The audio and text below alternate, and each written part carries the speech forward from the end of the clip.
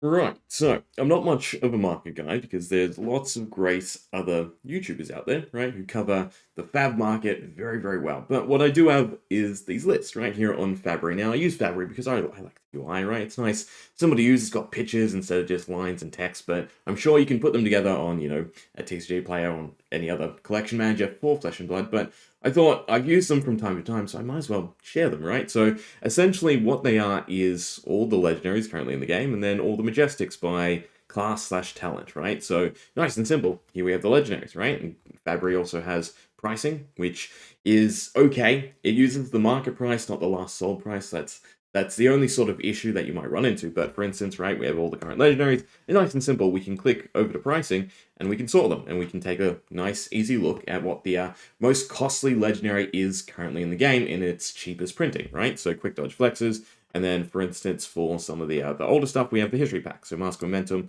right? And then we can also look at the most expensive version as well if we want. But generally I use this to gauge, where there are problem areas, so to speak, right, in Flesh and Blood, and what there's a clear demand for in terms of, maybe a reprint or a promo down the line. But yeah, so I thought I'd share them. I'll put them all in the description.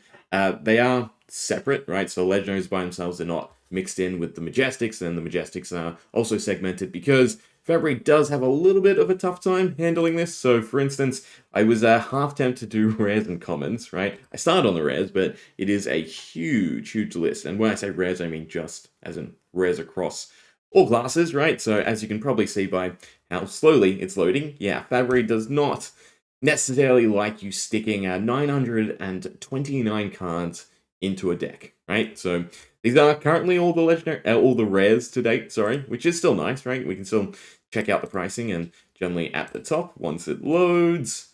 All the problematic ones are from the miscellaneous products, armory decks, classic battles, anything that's not readily available. So Run Roughshod is currently the most expensive rare.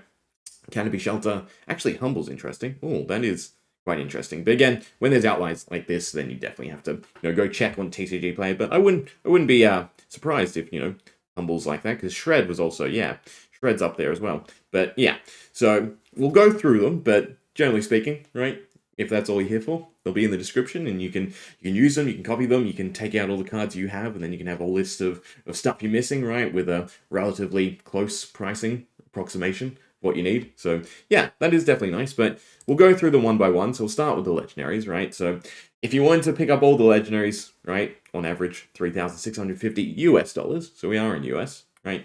But there are obviously the clear generic outliers at the top of this list that are probably somewhat indicative that maybe we need a reprint, right? It goes back to that thought, where would you be happy, right, pricing wise for X card? So generics should probably be more costly, right, than specific class cards, since they go into a lot of things. It's more of that grand investment where you get it and now it's usable across the board, especially something like quick dodge flexes, which is just a good defensive toolkit in the majority of decks, hence reflected by its pricing. But yeah, should be $165, right? So Spring Tunic as well.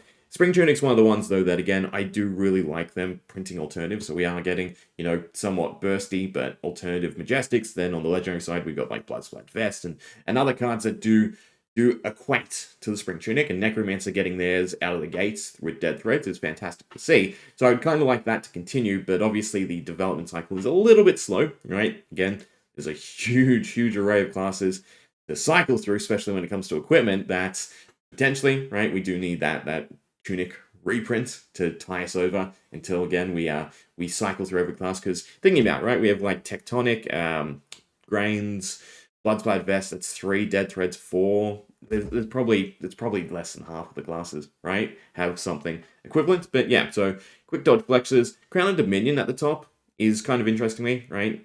I would assume it's mainly gravy at the moment, but yeah, then we have the other ones, Crown of Providence, Balance of Justice. So these, I think, I would like to see Balance of Justice in Super Slam. New Horizon as well will be interesting, because with Azalea gone, I don't know how well it fits into obviously Aggro Marlin, but then Aggro Marlin's not that superb of a deck as I found out. Maybe I'm wrong, but yeah. So I'm very interested to see where stuff drops off. But you have stuff like Valiant Dynamo as well, which are just big stable warrior piece.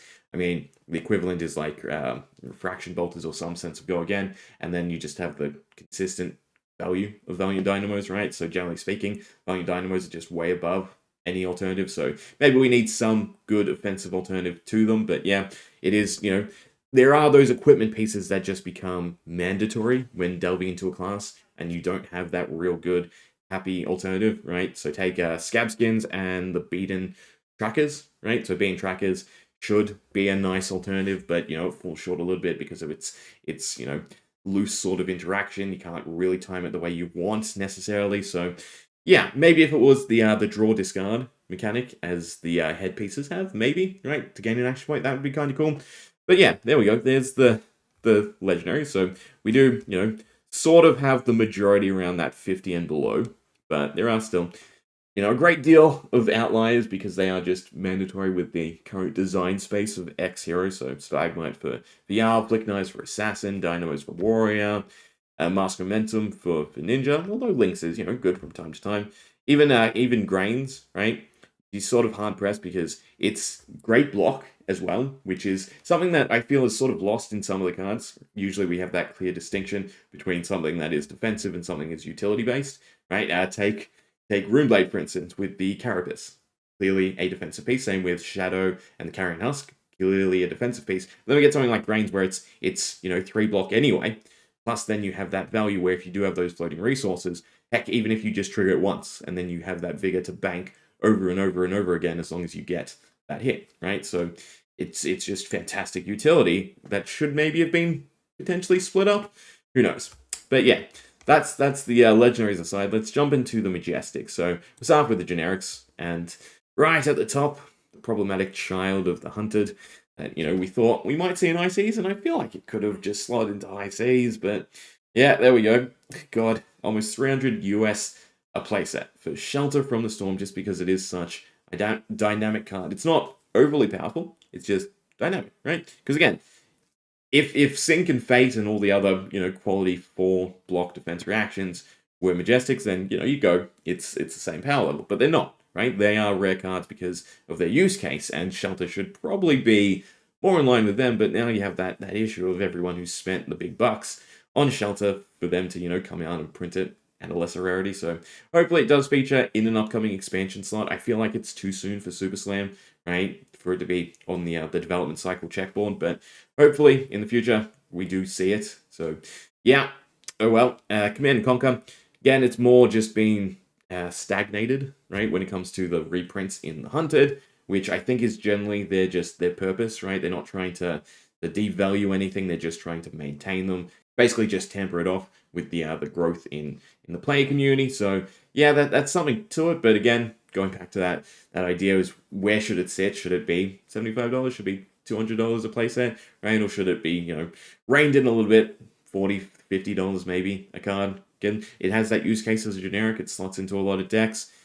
But maybe this is just a little bit too much, right? Again, it's probably up in the air for what you think personally. A Diamond Amulet, yeah, I mean, it's an extra time snap potion for Wizard, and then it's just gravy for gravy, right? So, yeah, pretty insane. Obviously, they were short printed because they are legendary, so yeah, maybe, but this is more of a niche card when it compares to something like Shelter from the Storm, so it's not as bad in my mind. But then again, $70 for one card is pretty crazy when you think about it. Warmonger's Diplomacy as well as Truce. I think Truce is a lot less of a use case. Yeah, look at that. Truce has dropped off immensely. I remember this being the big card from Rosetta, but I guess not. I guess that doesn't need a reprint. But Weakest Link, Warmonger's Diplomacy, I'd like to see them in Super Slam. They feel like the right cards for Super Slam, right? They're a little far away, right, in terms of when they first came out. So maybe we see them. Other than that, you've got more amulets just because, again, their use case, they're nice, right? You've got that Legend of the Water Grave for Gravy, and then them just being a replicate potion for X hero. So the life gain for Verdance, and then energy for any hero that wants the energy cards, right? Call to the Grave is definitely fallen off. Other than that, I think, again, when it comes to generics, around that $30 mark, I'm more than happy. Slightly above that, sure, if it's, a standout card, Lightning Strike, for instance.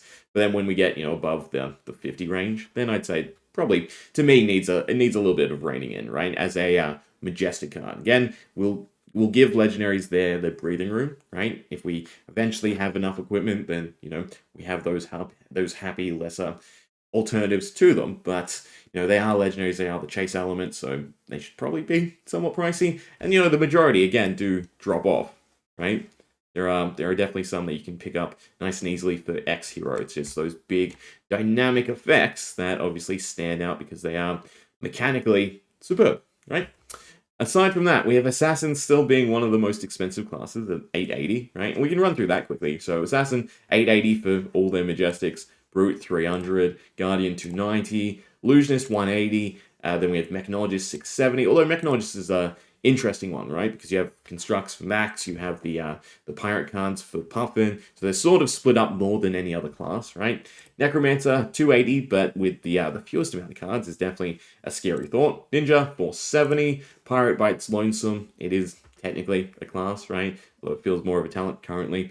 $90, Ranger, 480, Runeblade 270, Warrior 490, Wizard 300, and then we find ourselves in the talents, so Light 50, Shadow 20, Elemental cards, so strictly just the ones that have elemental, right? Not specific elements. $10, Earth 380, definitely the more pricey one, and then Lightning 160, dropped off because Aurora's gone. Cilio's good, but not great, right? Ice 60, and then Draconic 200, and finally Mystic 20, definitely just fully dropped off. But yeah, overall, it's interesting that Assassin is still hefty, right? News jumped ship, and now you just flood to the next one. So I think just because they're disruptive play, right? I think that more than anything just primes Assassin as one of the best middle ground classes, right? So if you were to master a different class, I think you'd be able to have a better time against Assassin. But I think Assassin's probably one of the biggest entry points, right? At least that's my view on it. So yeah, they are still the most expensive class because majorly they use the most expensive cards here across every single deck list, right? Whereas something like Range is a bit more split up depending on what you're trying to run. So that 480 gets diverted a little bit, and then not to mention you throw the legendaries into it. Although I mean, aside from Flick, I don't think there's too great of a pricey legendary, right? You sort of fall back onto the generics of some of the other cards, right? So yeah, Assassin, definitely pricey. Glaive, we hope to see it reduce. I think it is actually lower than that, right? It's definitely lower than 63. I don't think the gem packs registered just yet. But yeah, hopefully that does taper off. It's gem packs as well as something somewhat interesting because they're a great tool to introduce reprints as well, but they're just a slow drip because only X amount are done every week, depending on the armory volume and participants and everything like that. So it's over a 4-month period that those cards enter the market, right, and have an actual effect on everything. But on that, Codex definitely dropped off. We have the new card coming out with Super Slam that will definitely help with Codex because if you're against Ranger or Assassin, you basically just slot in overcrowded, right? And that's your toolkit piece against your Codex, and it's just a game of who finds theirs first, right? Basically. But other than that, right, nothing too costly. Again, it's just the fact that you want all of them, right? You want all of these Assassin cards in the majority of decks. Yeah. Brute 300, one of the cheaper-ish, right? Swing Big, so one of the big costly ones, but we are getting a promo for that as well, so that is nice to see. Other than that, you do have those core staples like Beast Within, Blood Rush Bellow, but everything's a lot more grounded to me, right? When it comes to Brute than, say, Assassin. A Guardian, 290, right? It's also on the cheaperish side. I don't think there's anything stand out. Again, it's another class where there's a good mix of what you're taking. You do have those big overlaps, but then you have, the Clash and Gold and Wager mechanics going into Victor, and then you have the Crush element for Velda and Bravo, right? Illusionist 180, definitely also split up, so you have all the Figments for Prism, and then you have the Dragons for Dromide once she comes back, and then you have the Mystic stuff for Mystic. So yeah, I think Illusionist is probably one of the best classes they've done where the overlap for Majestics isn't huge because they generally come with that core package of mechanics for each individual. Then we have Mechanologist, same sort of thing, right? There's certain cards that you want in certain heroes. For instance, the Evos in Teklo, right? Again, Nitro for Max, the Pirate cards for Puffin. So, although it is one of the more costly classes, it does get split up pretty nicely. Now, Necromancer is definitely going to be one of those expensive classes if he continues on with his trend. Although the interesting thing is if we get a new Necromancer, it's not Pirate, a lot of this obviously doesn't have any crossover whatsoever. Well, actually, none of it has any crossover whatsoever, right? The only thing that is solely Necromancer is Dead Threads. Everything here is Pirate. So it should end up falling like Illusionist, which is definitely nice, just more costly out of the gate currently because it is very popular and well-performing hero. Ninja 470, so again, so probably middle ranks, right? But, you have some of those assassin crossover cards. That's probably driving up the price as well. Otherwise, you've got something like Ancestral Parliament as one of their most expensive cards. And that I would, chalk up a little bit more to just age more than anything. Pirate, $90, so Loan Shark, Sunken, and Tip, only 3 cards currently. And they're somewhat on the pricey end when it does come to Majestics overall. But, they're nothing egregious to me. Ranger, 480, again, the codexes being the top end, should hopefully drop off. Otherwise, once again, you just have a decent split, depending on the hero you're going with. Runeblade, 270, right? One of the cheaper ones, but, I think they're probably the most dependent on their legendaries, right? You need the Carapace, Spellbound Creepers, so that usually drives up the price greatly. Warrior, 490, somewhat on the higher end of the middle range, but again, pretty reliant on their legendaries as well, or their more expensive equipment pieces. Wizard, 300, somewhat cheap, but I'll say it again, you've got Stormstriders, not so bad if you want to jump into Wizard, although, for Verdant, you then loop in the Earth cards, and the Earth cards are somewhat pricey. Light and Shadow, I don't think they're really worth discussing. Maybe they'll jump up when Monarch 3 comes around, but other than that, they are fairly cheap. The big one's just Soul Shield, right? Elemental, also the same thing. I mean, it's 1 card for each, and they're all crossover as well. So aside from exposed to the elements for Jarl, Flash Freeze and Fulminate do nothing, right? But then Earth, pretty hefty, Felling the Crown and Plow Unders, just really, really good cards, right? So, yeah, the whole Decompose element was definitely a hit out of the ballpark, right, for design, but has led to them being pricey because they're automatically included in, Guardian and Wizard and any Earth Runeblade as well, right? Then for Lightning, obviously dropped off with Aurora going. Still somewhat expensive, right? They haven't actually tapered off as much as I would have thought, but, it's still probably a good time to jump in and get them if you don't have them, right, in preparation for Aurora coming back. Ice, 60 as well. I mean, we got teased Icelander, although these being Majestics don't necessarily have any weight to that. But, we might see Icelander not just young, old variants as well, so it's not just for Project Blue. But if it is just for Project Blue, then the Majestics definitely don't have any bearings, right? So, you've just got the big ones that are taken in Jarl, Pulse, Blizzard, Channel. Conic, 200, bit more on the pricey side. Tome Pure and Flame. So I generally think the expansion slot in Bright Lights is harder to hit than the expansion slots in other sets. Plus, it being Bright Lights, I think there's a lot of sealed Bright Lights still floating around, right? It's probably the least open set somewhat, so that's probably a rationale for it. But other than that, you do have those big staples, Oath and yeah. Well, no, Tome's not really a staple, but, it is taken here and there. I don't think Fang, maybe Fang readily runs it, right? Once you get your daggers for free, but I don't think Syndra does. That's maybe just speculative for Dromai and, people holding it because they don't want to give up on that. God, what was it at? It was definitely a very expensive card at one point, right? And then Mystic, there's no current legal Mystic hero, so yeah, they've all fallen. I think Levels of Alignment was okay. The Mystical Tenants before it was banned was definitely somewhat expensive, because wasn't it thought to be short printed as well? Right? Aside from, well, it was a legendary, so it was short printed. But yeah, there we go. There's everything currently. Let me see if I do have a list for the Majestic equipment. I do not. I have an old expansion slot one, but, again, they're all in the class ones, and I don't want just a whole list. I'll probably just do the legendaries, the generics, and then all the classes, and probably the talents, right, in the description. But I suppose it is nice seeing the expansion slot. I don't want too many, because then obviously I'm at the liberty of updating them, so, I might fall behind. But yeah, there you go.